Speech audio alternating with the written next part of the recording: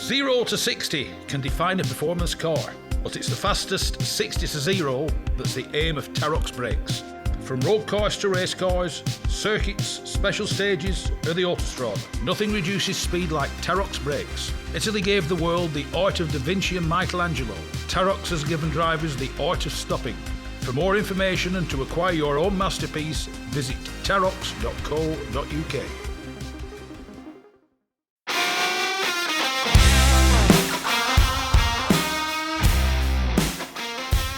Yes, it's me, Mike Stone, and this is the Backseat Driver Podcast. It's the fastest, it's the friendliest, and it's for all the family. The Gas Shocks 116 Trophy and 120 Coupe Cup are the fastest growing race series in the UK, taking in 6 one-hour races and 8 sprints at all the top circuits. Visit 116trophy.com to find out more and get yourself behind the wheel.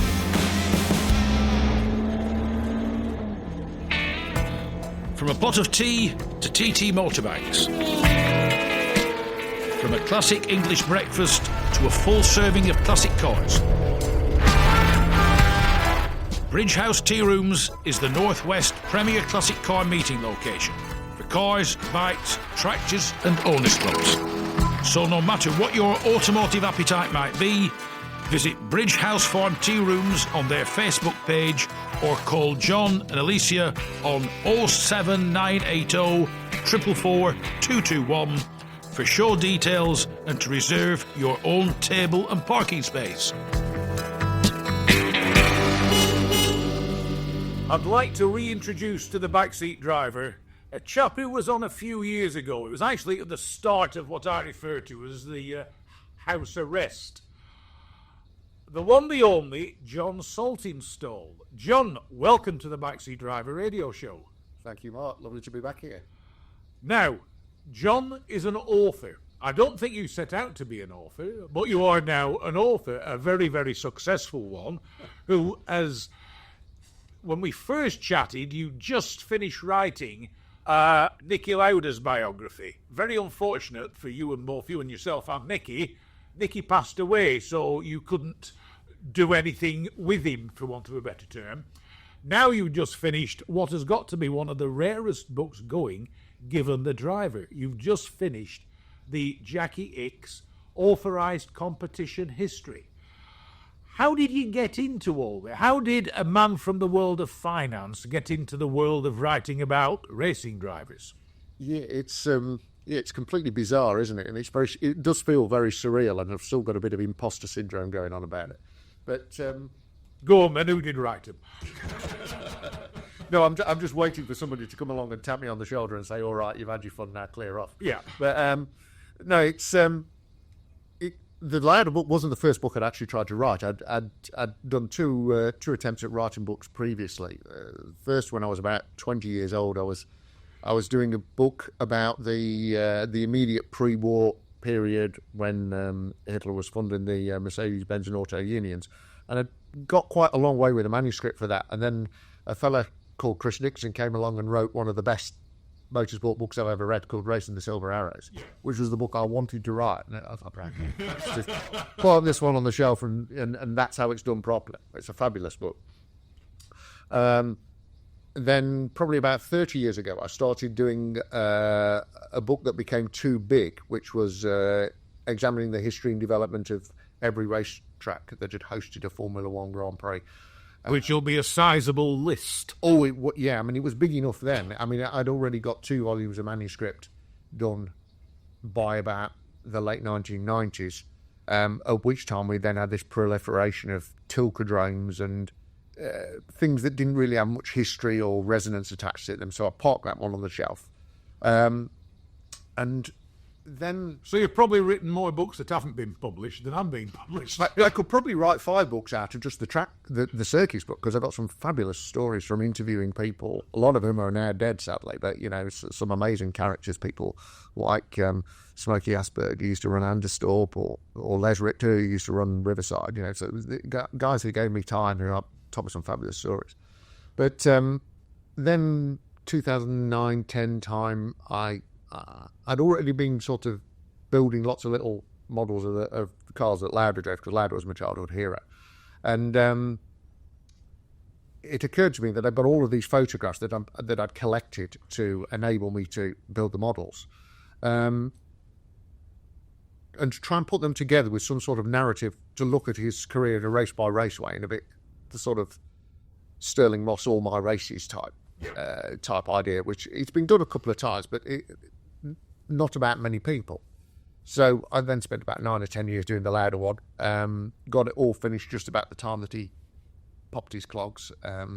Did you chat to Lauda? I only ever spoke to Lauda once, which was in the paddock at Brands Hatch in 1982. And the conversation went along the lines of, Niki, can I get your autograph? To which he said, maybe later. And that was it, really. Although if So you thought, I'll get me own back, I'll write a book on you. No, he was famous for not being interested in his own history anyway, wasn't he? And if I had actually been able to engage with him, he would have probably said, "Why are you bothering with all this old tosh?" Yeah, he probably wouldn't have been polite about that. But well, that's the interesting thing. A lot of old racing drivers, to a degree, can't understand why people are interested in what they did. Yeah. They just like, if they can do, carry on racing cars at various events because they can get together with their mates.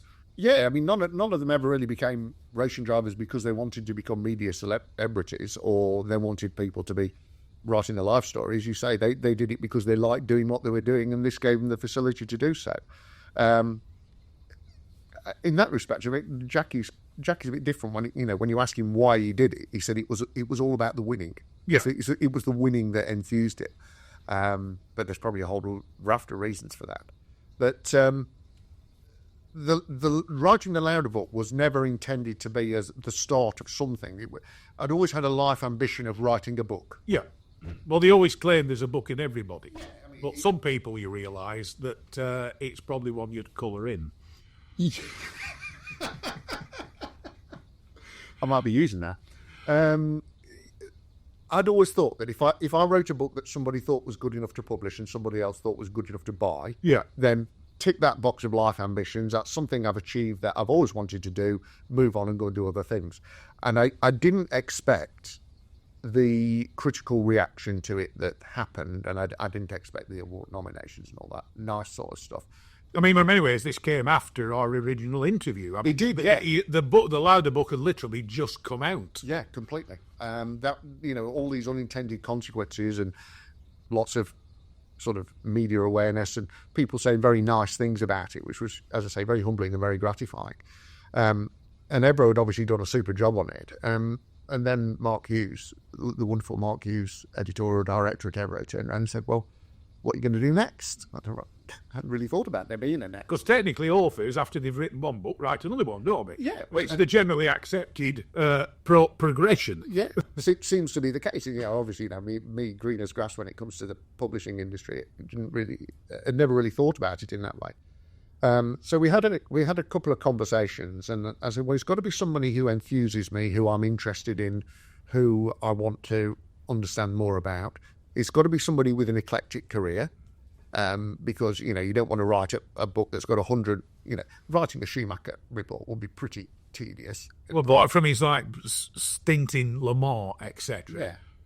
Yeah. Schumacher is like most modern racing drivers. Apart from when they move up to F1, there's the ladder that they go through, the lesser four. Once they get to F1, they never drive anything else, for the simple reason I don't know whether they don't have interest in driving anything else, or else they aren't allowed to drive anything else. It's mainly the latter, I think, that their contracts are so exclusive that it stops them. But as well, if you go on somebody like Schumacher or Hamilton in modern day parlance, what you're going to write. He started on pole, led every lap, won going away from the field. It's going to be a pretty tedious book when you've done that 100 times. So it had to be somebody with a varied and eclectic career, which, of course, then parks them back in the era that, I'm best identified. Well, it's like 60s, 70s and 80s, because they drove numerous different cars in numerous different formulas. And the environment evolved so rapidly within that. And when you're doing a book that's quite photo-heavy, as well as the narrative, the story of how each race has evolved and what's happened, you've got this pictorial story that runs alongside it. It's a look at the environment as it was here in 1965, and this is what's like in 1975, and this is what's like in 1985. So as long as you're not using lots of close-cropped photos of cars, you're using them that show some kind of context of the environment that they drove in, then you've got this pictorial story that runs alongside the narrative and adds to the story, I think, or embellishes the story.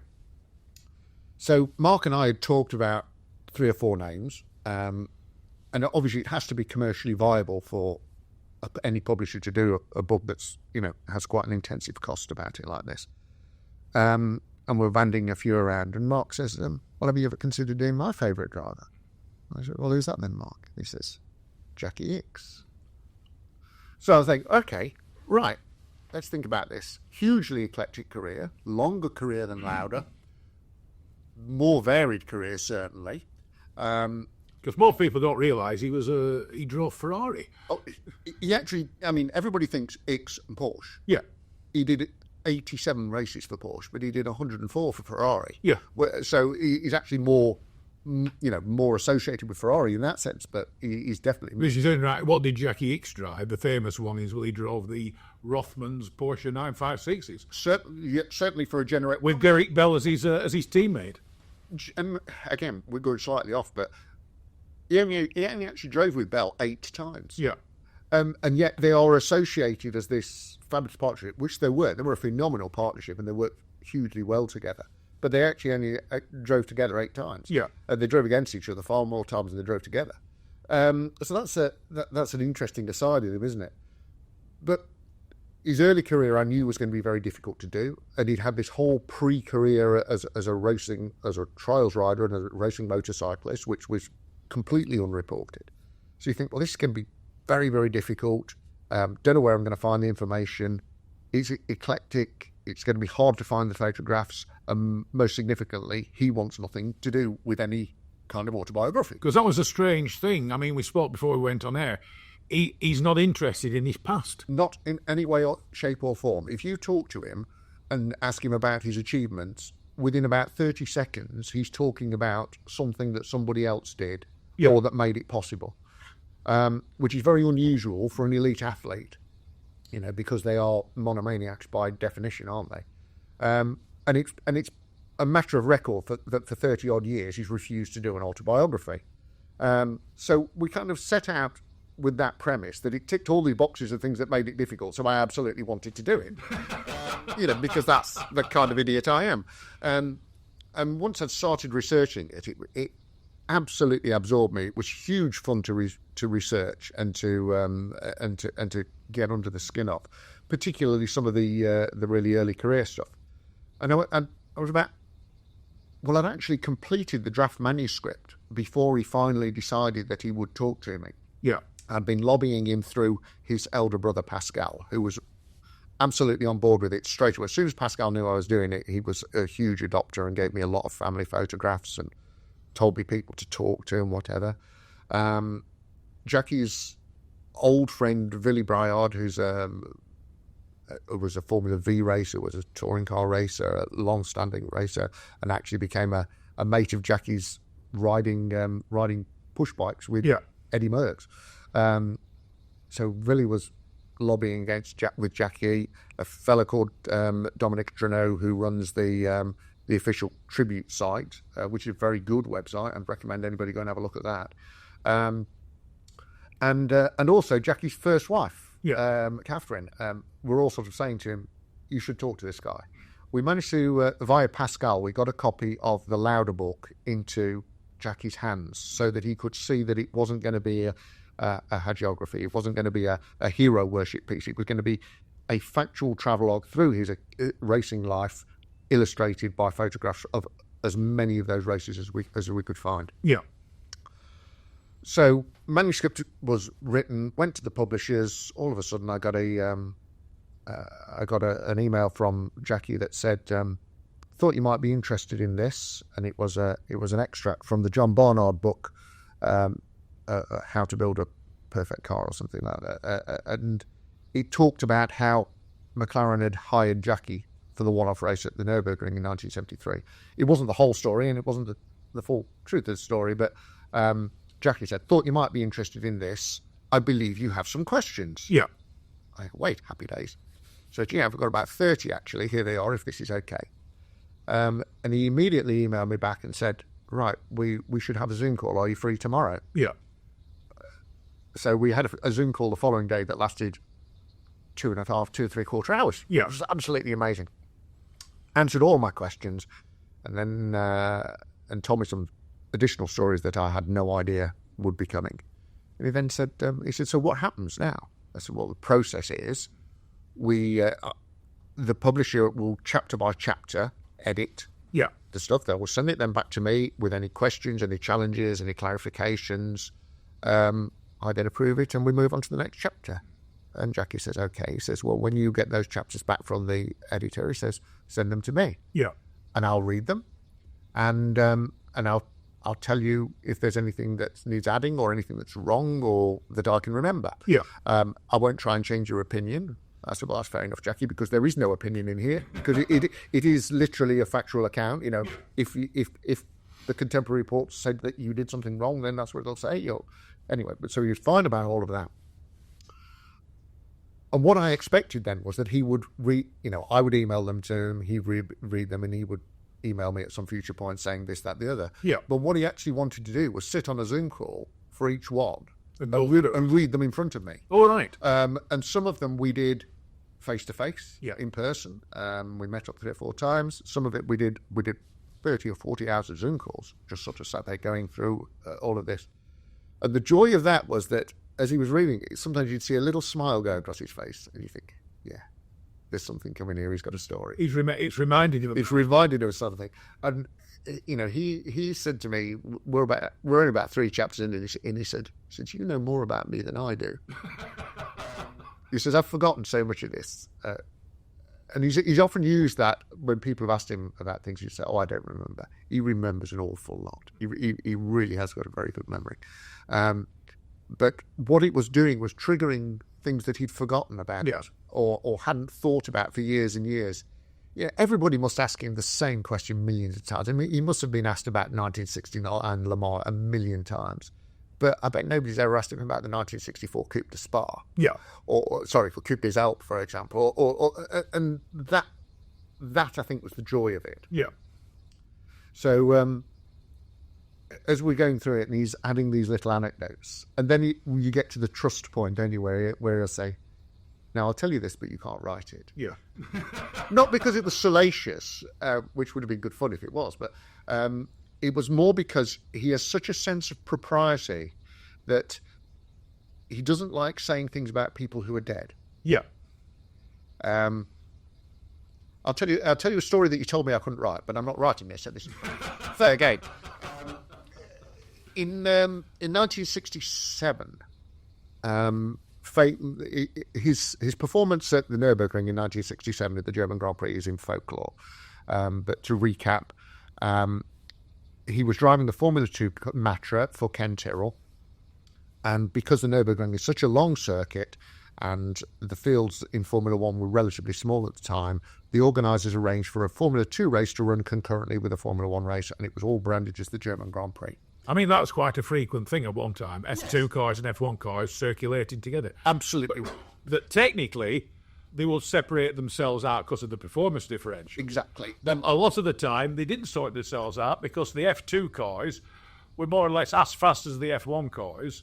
And it's like you said, you get an F2 car with something like Jackie Ickx behind his wheel, and he's probably going to win and beat the F1 guys. Well, this is the folklore of the 1967 German Grand Prix, of course, Mark, isn't it? Because in qualifying, Jackie qualifies this thing third fastest. Yeah. So he's ahead of all the F1 guys, apart from Stewart and I forget who was second. And he's 29 seconds faster than the next Formula 2 guy. Yeah. At which point, Joe Bonnier, who's head of the Grand Prix Drivers Association, driving for Cooper, I think at the time, says, we can't have a grid with Formula 2 cars mixed in with Formula 1 cars. It's dangerous. They'll get in the way. These rabbits will fall over them. They won't get away as quickly as we do, and there'll be an almighty sight line shunt. So what we need is a Formula 1 grid, and then 50 metres behind the back of that, we'll have a Formula 2 grid. And when it all starts, it'll all be nice and hunky-dory and everybody's happy. And that's what happened. Only by lap 2, Jackie's 8th. By lap 3, he's 6th, and by lap 4, he's 4th. Yeah. He finally got up to 3rd. He got ahead of Bonnier after about the first lap, I think. Only proving Mr. Bonnier wrong. Absolutely proving Mr. Bonnier wrong. And he was running 4th when his suspension collapsed because he'd been getting airborne a little bit, as you can imagine, around the ring after 12 laps and retired. And he brought the thing back to the pits on sort of on 3 wheels on the ground and 1 dragging on the ground. And Ken Tyrrell says, "You showed him, well done, you got him, mate." Thinks no more of it. Apart from the fact that, the world is raving about Jackie Ickx. A week later, there was so that's the folklore bit. A week later, there was a sports car race at Karlskoga in Sweden. Jackie was already a member of John Wyer's Gulf Mirage squad. So they were in 67. They were running Mark 1 Mirages, which were basically a lightened and uprated Ford GT40.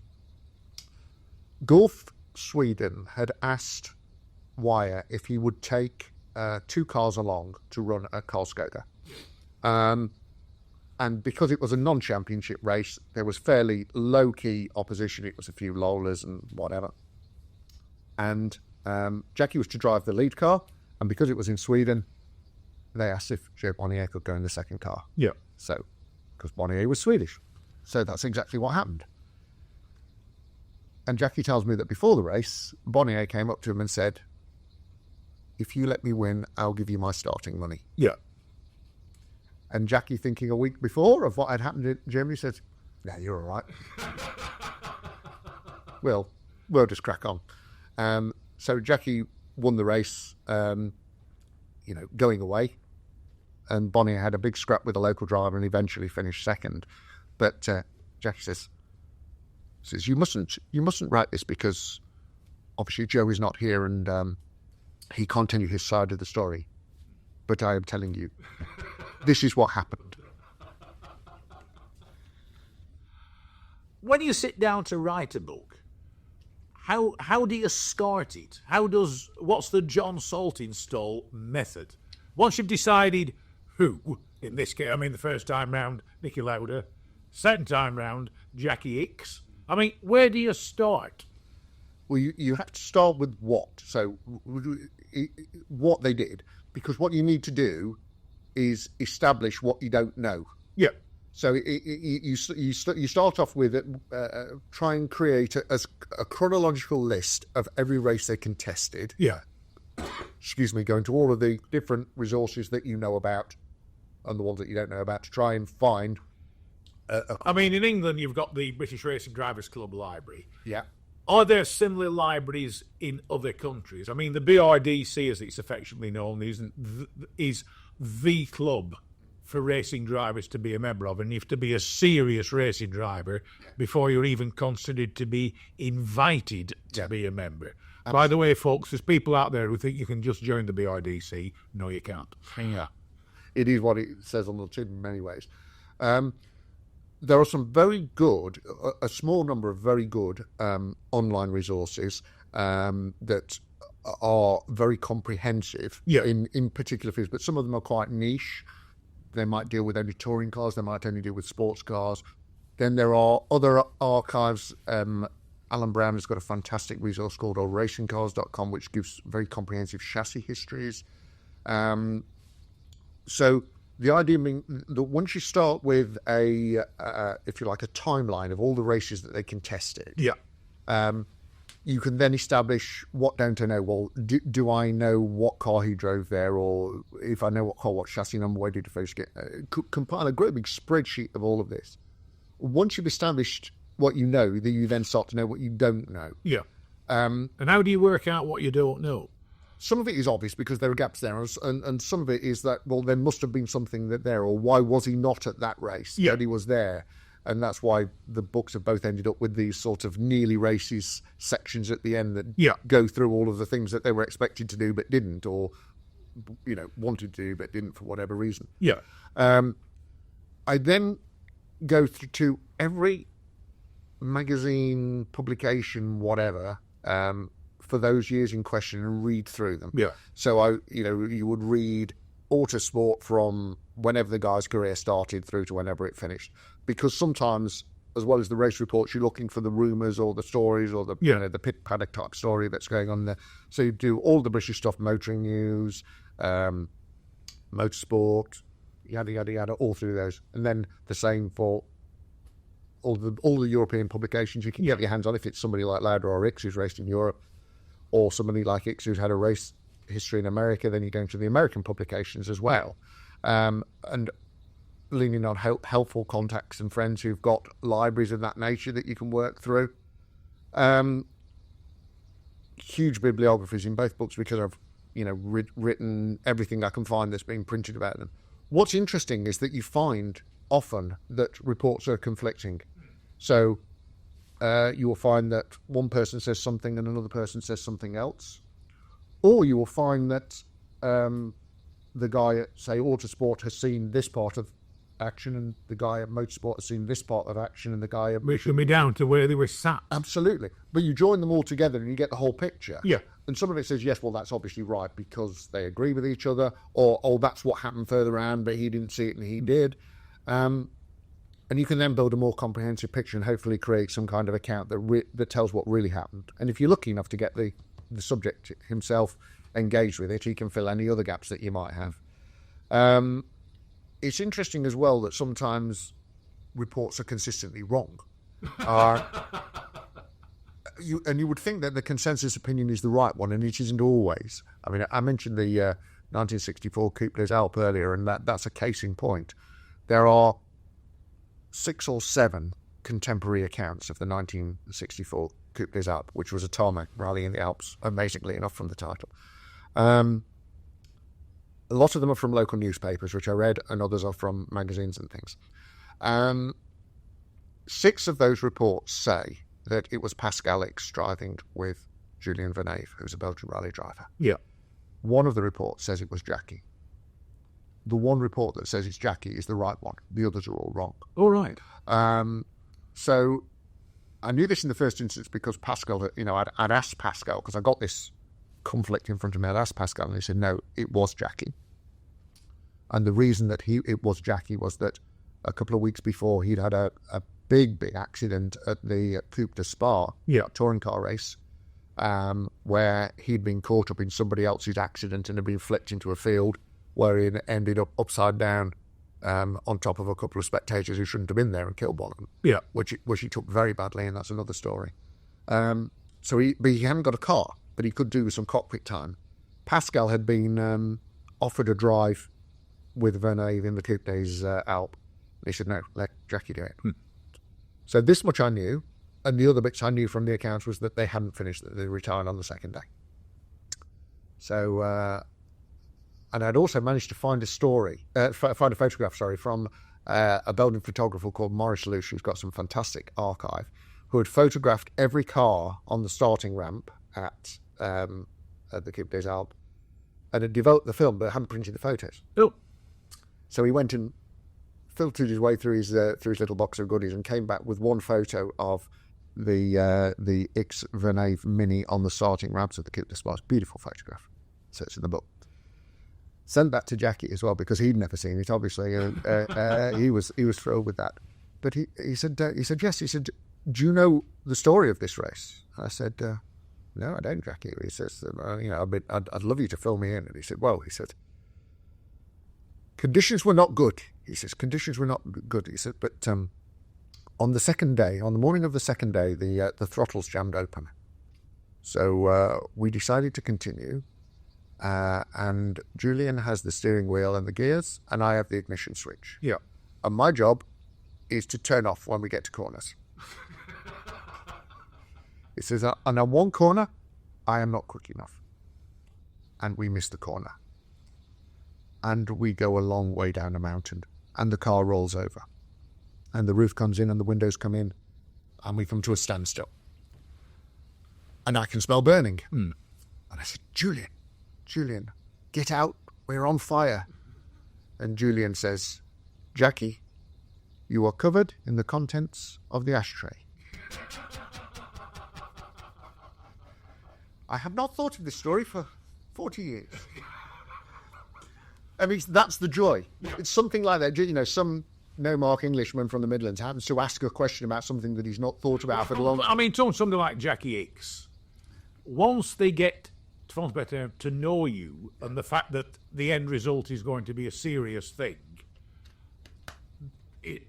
the more they know you, the more they will talk to you. Yeah, absolutely. And I think with Jackie particularly as well, it was about understanding what his values were. Yeah. And presenting the narrative in a way that embraced those values. Because, as I said, Jackie doesn't like talking about his own career. He doesn't like talking about his own achievements. But what he does like talking about is the people who have made it possible, the people who designed the cars, the people who ran them, who engineered them and fabricated them, but also the people who ran the venues and the circuits, which is why the foreword in this book is written very much in his voice about that, which he kindly provided. So once he accepted that I understood that's how he wanted the story told, there's a lot of focus on that in the story. And in fact, I kind of went a bit overboard on that, and that's a bit of me being completist. So, for example, any photographs in there that have got other people in there, I've identified them in the photographs. Yeah. That's fair enough if you got, here is Jackie with Colin Chapman, here is Jackie with Enzo Ferrari, whatever. But because I've got this sort of rather silly completist mentality, I'd have a photograph of, say, the 1972 Daytona sports car race.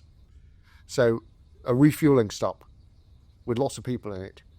So if you look at the caption for that photo, it tells you who the refueling guy is, who the Firestone tyre technician is, who the team manager who's watching them from the pit wall is, who the mechanic on the wheel gun is. That's even harder than finding the information out about the races. Yeah. But Jackie absolutely loved that you've got all of these guys identified in these photos. Yeah.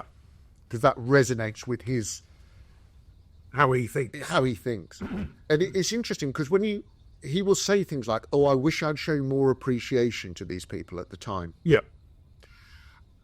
And yet, I spoke to Vic McCarthy, who drove the Lotus Transporter, amongst other things. He was a Lotus mechanic and Lotus driver. And Vic said after every test, after every practice session, after every race, Jackie would come around the mechanics and say, "Thank you for your day's work." Yeah. So he did do it at the time. Yeah. He just doesn't remember. Doesn't resonate with it. And I think it's, I'm going to say it's Frank Denny, I might be wrong, did describe, they were talking about why perhaps Jackie and Colin Chapman didn't hitch it off together. And he said, Jackie was a Belgian gentleman of the old school. Colin certainly wasn't. And you can see that he obviously he did value people tremendously, and he has a very well developed sense of his own unimportance in the world. He says it was the doing rally raids that really brought that about for him. He says if you spend 24 hours driving across the Tenerife Desert and you did never see another human being, or you then arrive in an African village where the people have nothing but would still give you everything they have, it shows you what your significance really is. He says you lose your ego very quickly. John Saltinstall, thank you very much for joining me on the Backseat Driver for part one of this fascinating two-part interview.